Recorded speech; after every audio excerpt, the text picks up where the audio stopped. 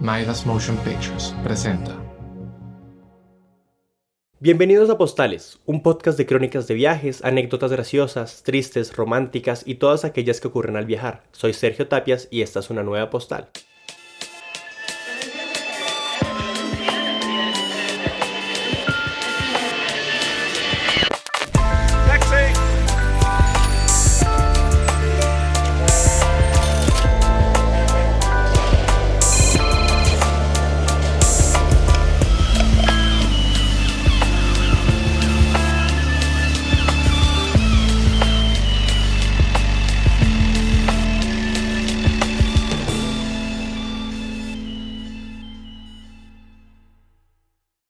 Esta es la historia de Dan, un viajero que en un abrir y cerrar de ojos lo apostó todo para socorrer a su familia, sin saber que terminaría aleatoriamente a miles de kilómetros sin un hogar. Muchas veces uno tiene sueños o uno tiene fantasías sobre qué es lo que uno quiere del futuro. Todo parece como estar en un camino completamente pavimentado, un camino en el cual uno se siente seguro, pero las cosas cambian de un momento a otro, casi que de una hora a otra, y básicamente lo empujan a tomar decisiones de las cuales uno simplemente tiene que hacerse responsable de sus consecuencias. Dan Gamboa, 32 años, colombiano. Soy de Cúcuta, una ciudad que queda en la frontera entre Colombia y Venezuela.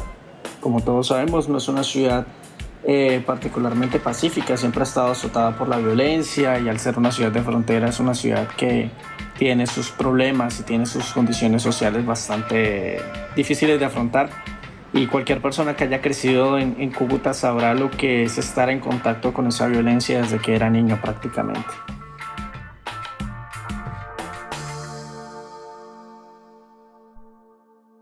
En estos momentos estoy viviendo, o en estos momentos podría decir que estoy sobreviviendo en Rumania, básicamente siendo el último turista que queda en esta ciudad.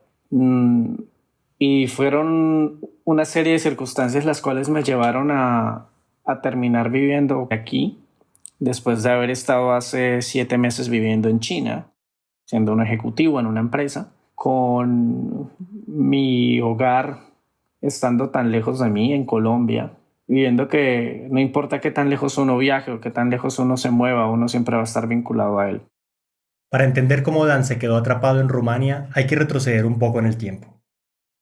Y esto lo digo porque a finales de agosto, si no estoy mal, un 31 de agosto, mientras yo trabajaba en China, el mismo día que se iba un gran amigo, después de haber hecho unas prácticas de su universidad en mi empresa, unas prácticas que básicamente me cambiaron la vida, me cambiaron muchísimo la forma que yo percibía lo que era el trabajar.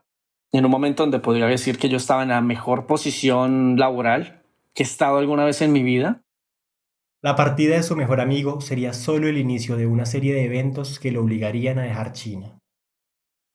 7 horas después de que él se fuera, recibí una llamada de mi casa.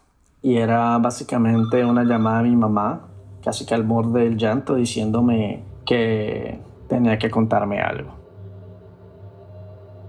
Todos sabemos o creemos saber lo que significan esas llamadas, ¿no? Son esas llamadas que uno cree estar preparado porque normalmente representan el fallecimiento de alguien en la familia, y son esas llamadas tenebrosas que será la única excusa por la cual el teléfono suene a la 1 o 2 de la mañana.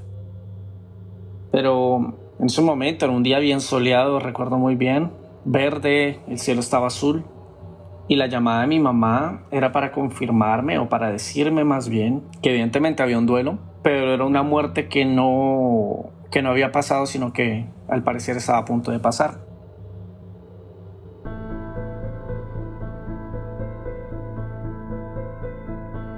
Yo tengo un sobrino, el cual yo considero básicamente mi hermano porque crecimos juntos, que es hijo de mi hermana, y él había visto algo que no debía haber visto. Y digo que no debía haber visto porque pues al final de cuentas lo vio, y no lo culpo por haberlo hecho, ya que se lo mostró uno de sus mejores amigos. Y era una bolsa con aproximadamente 200 millones de pesos. Y Dicha bolsa o dicho maletín evidentemente fue fruto de lo que nosotros en la familia sabíamos que su mejor amigo hacía.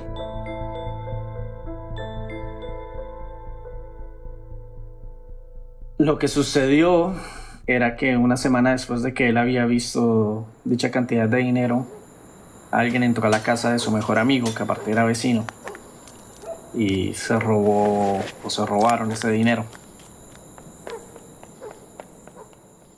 Mi sobrino en ese momento no estaba en la ciudad, pero al ser una de las pocas personas que vio esa cantidad de dinero, evidentemente fue culpable, casi que automáticamente, no solamente por su mejor amigo, sino también por los, no sé, mafiosos, narcotraficantes, traquetos, como se quiera llamar, quienes eran al final los dueños de ese dinero.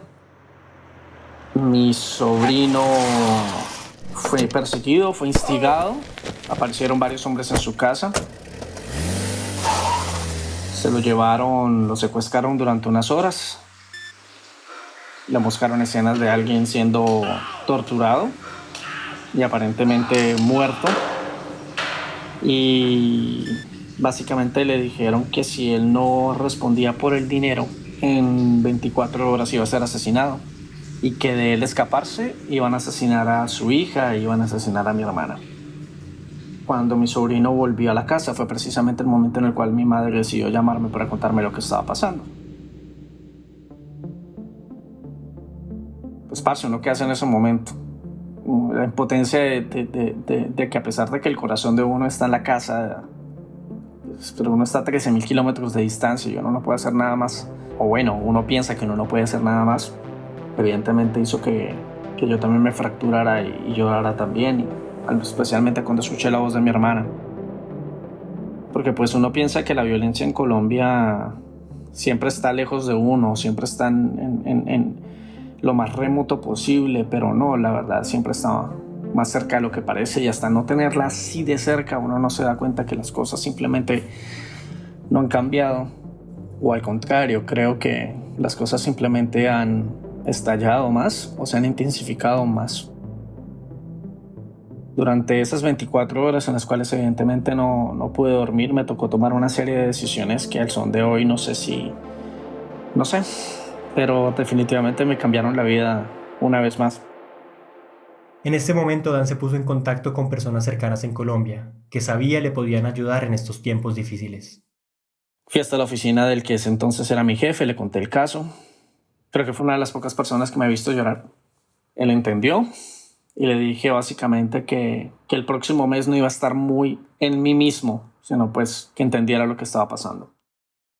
Ese día convencí a mi familia de que con lo poco que tenían en la mano metieran todo en un morral. Pocas horas después, sus familiares estaban en un vuelo hacia Bogotá. Para mí fue muy frustrante porque yo durante muchísimos años le dije a mi familia, especialmente a mi sobrino, que saliera de ahí y que dejara esas amistades. Pero no me hicieron caso a tiempo. Pero aún así, la sangre siempre pesa y evidentemente no iba a ponerme a reprocharles eso, sino a buscar una solución inmediata a dicho problema. Mis sobrinos y mi familia entera, porque estoy hablando que incluso mi madre se fue con ellos. Son 7 personas. Llegaron a Bogotá. Uno de mis amigos incluso les había preparado unos Ubers en el aeropuerto. Llegaron a mi casa. Y durante todo ese tiempo tenían miedo de salir. Evidentemente, acaban de recibir una amenaza de muerte. Pero no solamente una amenaza de muerte. El mejor amigo de mi sobrino en ese entonces, pues, obviamente después de eso la amistad no es que se haya perdido, ya que fue él el que los entregó a los narcos, ya que fue él el que le dijo dónde vivía, ya que fue él el que básicamente lo amenazó y lo culpó de haberse robado el dinero. Empezó a extorsionar a mi familia y en especial a mi mamá, diciéndole que si querían salvar la vida de mi sobrino tenía que entregarles la casa. Entonces, de un momento a otro, básicamente mi familia pasó a ser desplazada por la violencia, pero un desplazamiento urbano. En cuestión de horas, los 7 miembros de mi familia no tenían dónde vivir y estaban viviendo en mi apartamento. Y mi mamá en eso, mi mamá es muy brava, mi mamá en eso nunca flaqueó, nunca dijo nada, nunca cambió postura. Y pues es que es la casa por la cual ella había trabajado 32 años de su vida y jamás aceptó la extorsión. Jamás en ningún momento dijo que iba a dar la casa de ella por la vida de mi sobrino. Ojo, estamos hablando de que la extorsionó fue una vecina. porque si hay algo, una capa bien importante en todo esto es que estamos hablando de que esto fue un asunto de vecinos. El mejor amigo de mi sobrino era vecino, vivía literalmente al frente de la casa. Durante todo el momento en el cual seguían las extorsiones, las llamadas, yo estuve detrás de todo. Yo les decía a ellos que grabaran absolutamente todo, registraran absolutamente todo, exportaran todos los chats, guardaran absolutamente todo. La situación se tornó tan tensa que en una de las pocas salidas que hicieron en Bogotá se encontraron de frente con la persona que los había amenazado. La solución era clara: debían irse del país. Se le compraron los pasajes para mi sobrino mayor y el hermano, que es el sobrino menor, y decidimos básicamente que ellos dos se fueran a Madrid, pidieran asilo en la frontera, o sea, en el aeropuerto, presentaran todas las pruebas y pues entrar. Yo ya para ese entonces llevaba, 2 meses sin dormir bien.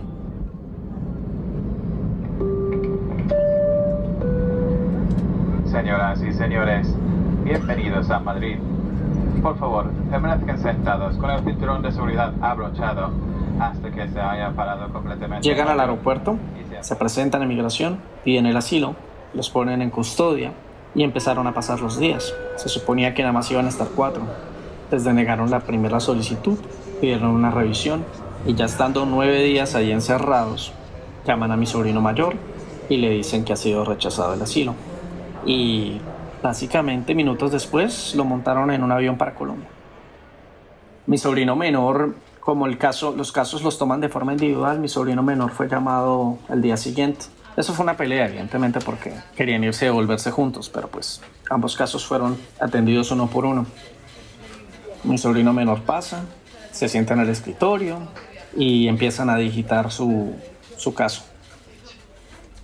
Siendo aproximadamente las 2, 3 de la mañana en Colombia, mi hermana recibió una llamada y es la llamada con la voz de mi sobrino.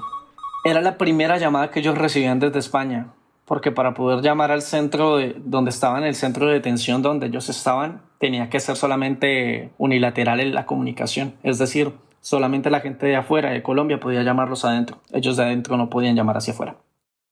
Fue supremamente extraño dicha llamada y la llamada era para decirle a mi hermana que lo habían dejado pasar.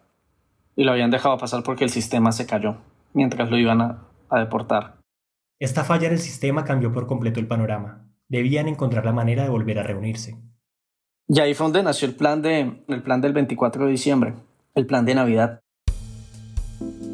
Yo previamente ya había pedido que el mes de enero no lo iba a trabajar. Eso se lo había pedido a mi jefe. Entonces compro los pasajes, le compro los pasajes a ellos, a mi mamá y a mi sobrino. Se lo compro a mi mamá por 2 razones. Una, con que entrara mi mamá con mi sobrino era menos sospechoso, al contrario que él entrara solo. El hecho que fuera el 24 de diciembre lo hacía menos sospechoso, evidentemente, era un viaje familiar. Y porque quería de mi mamá darle el mejor viaje de su vida. Ya había trabajado lo que había trabajado en China, tenía mis ahorros y yo simplemente quería hacerle a mi mamá feliz después de que la habían expulsado de su casa. Además de cumplir el sueño de su madre, Dan quería que olvidara los meses amargos que había pasado, y el 25 de diciembre se encontraron todos en Madrid. Pasaron los días, se empezó una nueva vida y sucedió lo que nadie esperaba. Empiezan a aparecer noticias de un virus que estaba pasando en China.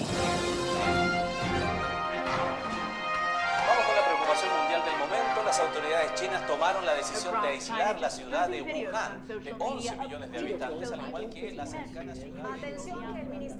Y no sabía realmente qué era lo que iba a pasar.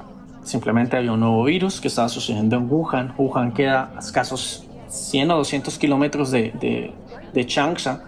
Y tenía miedo, evidentemente, empezaba a tener miedo. A ver, empieza a aparecer un virus, se cierra por completo toda una provincia. Y parce, uno viendo las cosas que pasan en China y después de vivir en China, uno sabe que si el gobierno chino toma la decisión de cerrar toda una provincia, toda una ciudad, es porque es delicado lo que estaba pasando, no es normal, no es algo para tomárselo a la ligera. El gobierno chino no va a tomar el riesgo de perder millones de yuanes en una época tan especial como el Año Nuevo chino. Y básicamente cierran toda una provincia y los trenes simplemente van a pasar por la ciudad, pero no van a recoger ni dejar pasajeros. Estamos hablando de que Año Nuevo chino es la mayor migración humana cada año, es la mayor migración de la historia.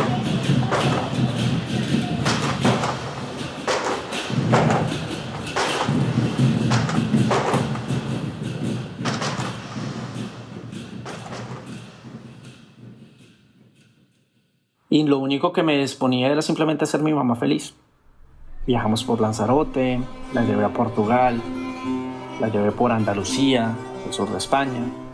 Mejor dicho, le di el viaje que siempre quería darle. Terminamos en Santiago de Compostela, irónicamente, como si hubiera sido una gran peregrinación.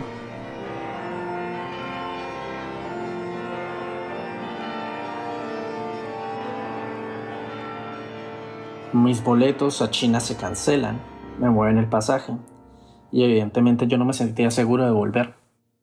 Dan decidió irse a París, a esperar luz verde para volver a China mientras se aislaba voluntariamente, pero las cifras de contagiados no paraban de subir. El primer día que yo llegué a París llamé a mi jefe y le dije, mira, yo ya básicamente me gasté lo que tenía arreglándole la situación a mi familia, necesito trabajar de nuevo, pero no puedo volver a China de nuevo. ¿Qué hago? Lo que usted quiera hacer, lo hago. Y lo único que recibía de China eran noticias aleatorias, porque ante todo esto el gran problema era que mi visa, mi residencia en China ya estaba a punto de expirar. Yo tenía que haber estado en China para marzo, para el 1 de marzo, si yo quisiera tener tiempo para renovar mi residencia, pero pues era evidente que no iba a suceder. Y lo que menos quería era caer en la ilegalidad, porque si caía en la ilegalidad, era muy factible que me iban a banear del territorio Schengen, y banearme del territorio Schengen significaba no volver a ver a mis sobrinos en meses o tal vez años. Entonces la decisión que tomé fue tomar un vuelo a un país que fuera la Unión Europea, que no fuera zona Schengen, que fuera económico, y decidí llegar a Rumania. En otras circunstancias, llegar a Rumania hubiera sido un motivo de celebración. Sí, mi país número 59, ya casi llegó a los 60. No saben, ¿no? Los estúpidos récords que tienen los turistas o los viajeros cuando viajan por el mundo. Pero ya las cosas estaban tornándose en la desolación. Una semana después de haber llegado acá a Rumania, el 14 de marzo, recibo un mensaje por parte de la gente en China diciéndome que mi permiso de trabajo no va a ser renovado, que muchísimas gracias por el tiempo que había trabajado, pero pues que debido a la epidemia ya no contaban más con nuestros servicios. Y quedé en Bucarest. Un día después declaran la cuarentena nacional. Y en un abrir y cerrar de ojos duré 2 meses encerrado en un hostal vacío en Rumania. Luego de haber sido el único de su familia que tenía un techo, Dan terminó estando sin un lugar fijo. Solo lo acompañaba su maleta de viaje con algunas cosas, mientras que el resto se encontraba a miles de kilómetros en otro país. Y básicamente lo que me queda es resistir. He tratado de mantener mi cabeza ocupada, de retomar ciertos proyectos, pero después de todo lo que pasó no sé qué más pueda pasar. Ya, literalmente no sé qué más puede pasar. Se suponía que el 6 de junio tenía que salir de Rumania porque se me acababa el periodo legal. Hace 24 horas me llamaron de la Organización Internacional para las Migraciones diciendo pues que ellos habían comentado mi caso con el Ministerio de Asuntos Exteriores de Rumania y que básicamente yo tengo 3 meses más para estar acá, lo cual pues evidentemente es un gran motivo de felicidad. Lo que menos quiero hacer es moverme.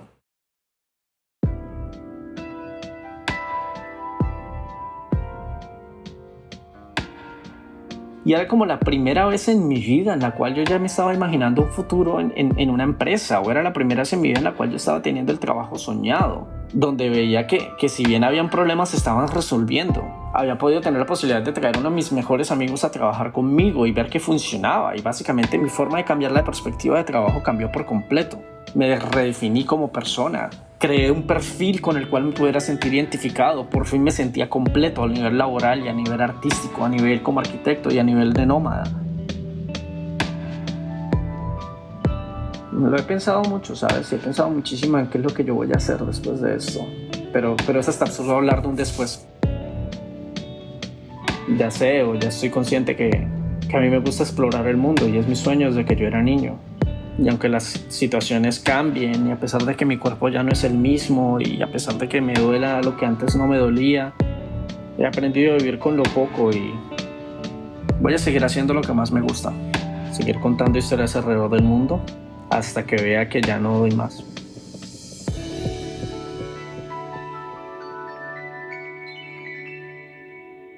No existen decisiones malas ni buenas, porque siempre estamos obligados a tomarlas. Son los motivos los que hacen que dichas elecciones cobren sentido, y son las consecuencias las que nos dibujan el camino a tomar. Dan decidió arriesgar su futuro, pero está seguro que aunque ese mañana que se imaginó no se va a dar, existen muchos panoramas aún más prometedores, que de no haber sido por esta experiencia nunca hubiera llegado a imaginar. Este es el último episodio de la primera temporada de Postales. Pronto volveremos con más historias. Gracias a todas las personas que nos escuchan, a quienes nos contaron sus historias, a los que nos apoyaron con sus donaciones, porque son ustedes los que nos inspiran a crecer. De parte de nuestro equipo, un abrazo especial a Arturo, Daniela, Laura y Juan Camilo en agradecimiento por su apoyo y su trabajo. Si aún no has escuchado el resto de nuestros episodios, puedes hacerlo en postalespod.com o donde sea que escuches tus podcasts. Soy Sergio Tapias y hasta la próxima postal.